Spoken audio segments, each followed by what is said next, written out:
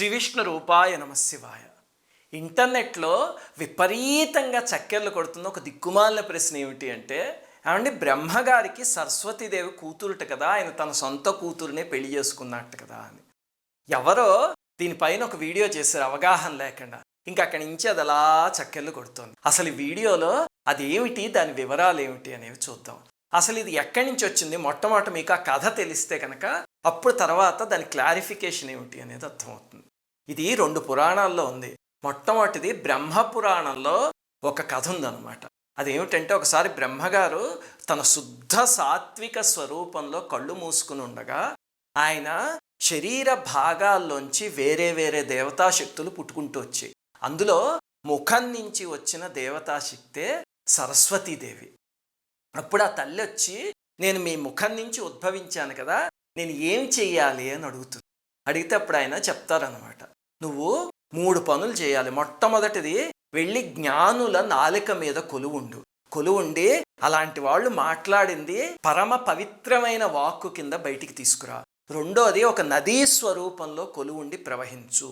మూడోది, నాకు భార్య కింద ఉండి సృష్టి చేయడానికి సరిపోయే జ్ఞానాన్ని ఇవ్వు అని అడిగారు ఆయన.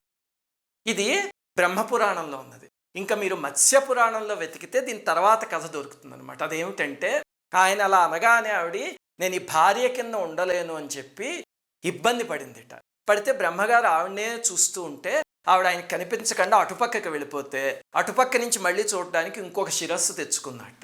వెనక్కి వెళ్ళిందిట ఆవిడ, వెనకన ఇంకో శిరస్సు. అలాగా ఆవిడ ఎటుపక్కకి తిరిగితే అటుపక్కకి ఆవిడని చూడటానికి ఒక శిరస్సును ఉద్భవింపజేసుకున్నాడు ఆయన.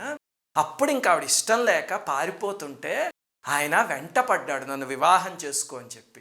అలా పడితే ఒక చోట ఆయనకి వీర్యస్ఖలనం అయిపోయిందిట ఆ మోహంతో. అయితే అప్పుడు ఆ వీర్యాన్ని ఏం చేశారంటే, అక్కడ ఒక ఐరావతం చెవు లాంటి ఒక కొండ గుహ ఉందిట, తీసుకువెళ్ళి ఆ గుహలో పెట్టారట వీర్యాన్ని. తర్వాత ఇంకా ఆవిడని అలా వెంబడించి చివరికి ఎలాగైనా ఒప్పించి 100 సంవత్సరాల పాటు నాతో కాపురం చెయ్యి అని చెప్పి వివాహం చేసుకుంటే బ్రహ్మగారి మానంలో 100 సంవత్సరాలు ఆవిడతో కలిసి కాపురం చేశారు. తర్వాత స్వయంభువ మనువు శతరూప వాళ్ళ కథ మనకి తెలుసు కదా, వాళ్ళందరూ పుట్టారు అని చెప్పి కథ ఉంది. ఇది పురాణంలో ఉన్న 2 కథలు. ఇవి వినగానే మీకు, అవునండి ఆయన నుంచి పుట్టిందంటే ఆయన కూతురే కదండి అని ఒక అనుమానం వచ్చేస్తుంది. అలాగే బ్రహ్మగారు ఏమిటంటే చాలా ఘోరంగా ఆవిడ వెనకాల పడ్డం, ఈ వీర్యస్కలనం ఇవన్నీ ఏమిటి అని. అది ఇప్పుడు చూద్దాం. అసలు మనం కొంచెం బుర్ర పెట్టి ఆలోచిస్తే ఈ కథలోనే వాటికి సమాధానాలు ఉన్నాయి. చాలా జాగ్రత్తగా ఆలోచించాలి. కానీ అది మనకు ఉండదు కదా, ఆవేశంతో వీడియోలు చేసేసి ఇంటర్నెట్లో పెట్టేయడం అంతేనా. ఇప్పుడు అసలు అది ఏమిటి అనేది చూద్దాం. మొట్టమొదటిది, ఈ కథ జాగ్రత్తగా వినండి.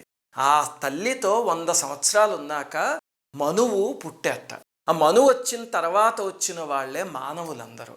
అంటే ఇది మనువు కన్నా చాలా ముందు జరిగిన కథ. బ్రహ్మగారు 1 సంవత్సరం అంటే ఎన్ని కోట్ల సంవత్సరాలు మన మానవమానంలో మనకి తెలుసు కదా, అప్పుడు జరిగిన కథ ఇది. అంటే ఇప్పుడు మనకి 2021లో ఉన్న వావి వరుసలన్నీ తీసుకువెళ్ళి ఎప్పుడో మనువు కూడా పుట్టక ముందు ఉన్న కథకి తీసుకెళ్ళి కలిపేయడం ఏమిటి? అసలు అది బుర్రన పనేనా అలా చేయడానికి? అలా ఎలా తగిలిస్తాం? అసలు మీకు ఒక చిన్న ఉదాహరణ చెప్తా చూడండి. ఇంత చిన్నదే మనం చేయలేము. ఏమిటంటే, ఇప్పుడు మన ప్రాంతంలో అంటే దక్షిణ భారతదేశంలో పిన్ని కూతురో పెద్దమ్మ కూతురో అయితే అక్కో చెల్లో అవుతుంది మనకి. అత్త కూతురు అయితే కనుక వివాహానికి వరుస అవుతుంది, మరదల. అంతేనా? ఉత్తర భారతదేశానికి వెళ్ళండి మీరు, కరెక్ట్గా దీనికి ఆపోజిట్. అత్త కూతురు చెల్లెలు అవుతుంది. అదేమిటా చెల్లెల్ని చేసేసుకుందాం అంటే చాచిపెట్టి ఒకటి కొడతాడు. అంతేనా? అరే నీ దగ్గర ఉన్న ఆచారం మా దగ్గర ఉన్నది ఒకటి కాదురా, వేరే వేరే అంటారు. ఒకే భారతదేశంలో పక్క రాష్ట్రాల్లోనే వేరే వేరే ఉంటే, అలాంటిది మనం ఇక్కడ భూమి మీద ఉన్న మనకిను ఎక్కడో బ్రహ్మలోకంలో ఉన్న దేవతాశక్తులకి తీసుకొచ్చి ఒకే రకమైన ఆతో ముడిపెట్టేస్తున్నాం. అది అసలు బుర్రను వాళ్ళు చేసే పనేనా? ఆలోచించండి ఒకసారి. అది యాపిల్ టు యాపిల్ కంపారిజన్ అవుతుందా? అసలు కాదు. ఇంకా రెండో విషయం తెలియాలంటే, అసలు దేవతా తత్వం అనేది ఏమిటి అనేది తెలియాలి. దేవతల భాషలో భార్య, సోదరి అలాంటివంటే కనుక సహకార శక్తి, సహజ శక్తి అని అర్థం. అంటే సహకార శక్తి అంటే ఆయనకి తోడ్పడేది, సహజ శక్తి అంటే ఆయనతో పాటే ఉద్భవించిన శక్తి అని. అంతేగాని మనలాంటి భార్య, అన్నలు, చెల్లెళ్ళు, తమ్ముళ్ళు, బామ్మరుదులు ఈ రిలేషన్స్ అన్నీ అక్కడికి ఆపాదించేయకూడదు. ఊరికే మనం ఏదో చదువుకోవడానికి అనుకుంటే బాగానే ఉంటుంది, కానీ అక్కడ ఉండవు అలాంటి రిలేషన్స్. మనవి మాంసమయమైన శరీరాలు, వాళ్ళవి మంత్రమయమైన శరీరాలు. మన రిలేషన్షిప్స్ తీసుకొచ్చి వాళ్ళకి అంటగడితే అది మూర్ఖత్వం. అంటే వెంటనే మంత్రమయమైన శరీరం అంటే ఏమిటండి, నాకు అర్థం కావట్లేదు అనిపిస్తుంది కదా. ఒక్కటి ఆలోచించండి. ఒక ఆయన ఉన్నాడు, ఆయన ముఖంలోంచి ఒక స్త్రీ పుట్టిందిట. అలాగే ఆవిడ ఎటు వెళ్తే అటు ఒక ముఖం మొలిచిందిట. అలాగే ఆ స్త్రీని నువ్వు యోగుల నాలిక మీద కొలువుండు, నదీ స్వరూపంలో కొలువుండు అన్నట్ట. ఈ రకమైన క్వాలిఫికేషన్స్ ఉన్న కూతురిని మీలో ఏ ఒక్కరైనా పుట్టించగలరా? అంటే ముఖంలోంచి రావాలి, అలాగనే ఆవిడ నది అయి ప్రవహించాలి, జ్ఞానుల నాలుకల మీద ఎవరికి కనిపించని స్వరూపంలో కొలువు ఉండాలి. అలాగా ఒక స్త్రీని మీలో ఎవరైనా పుట్టించండి, ఒక కూతుర్ని చూద్దాం. వల్ల కాదంతేనా?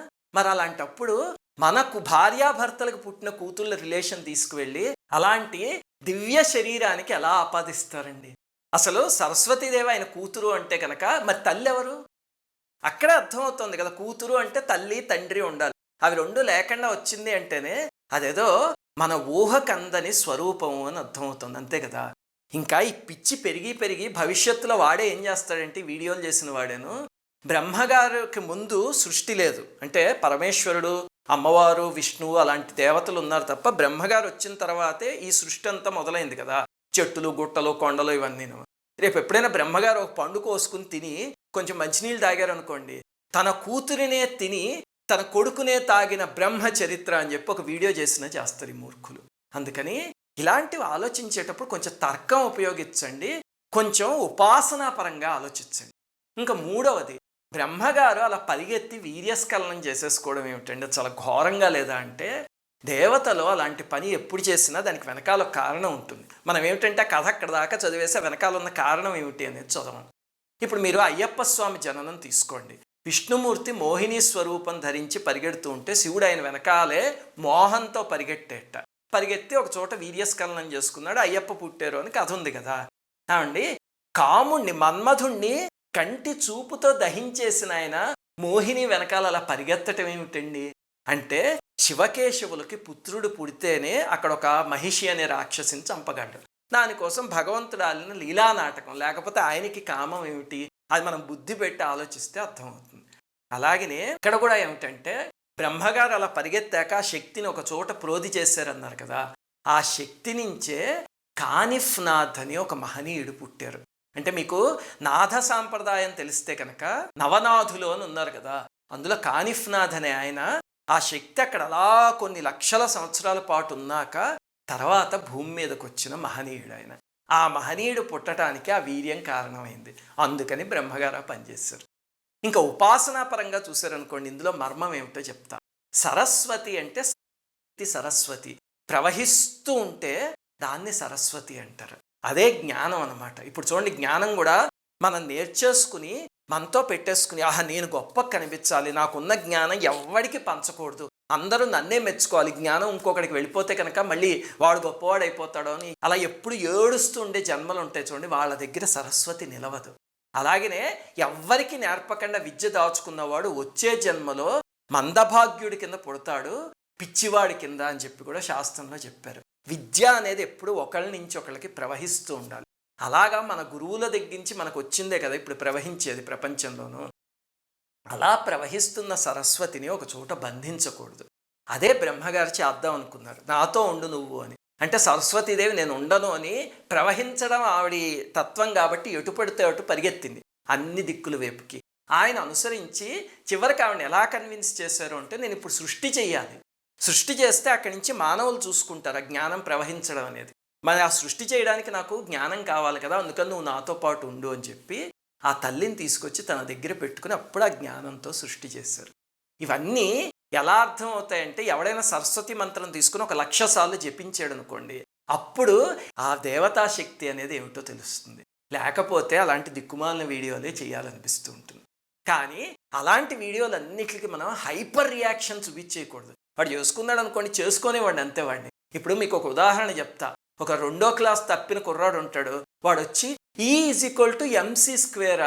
ఈ అనే అక్షరం ఎక్కడైనా ఎంకి సికి సమానం అవుతుందా, ఇది రాసినవాడు ఎవడికో మతి లేదన్నాడు అనుకోండి, వెంటనే అయ్యో ఫిజిక్స్ని తిడుతున్నాడు అని చెప్పి ఒక వీడియో చేసేసి వాడికి ఎలాగైనా అర్థం కావాలి అని చెప్పి చేస్తాం మనం.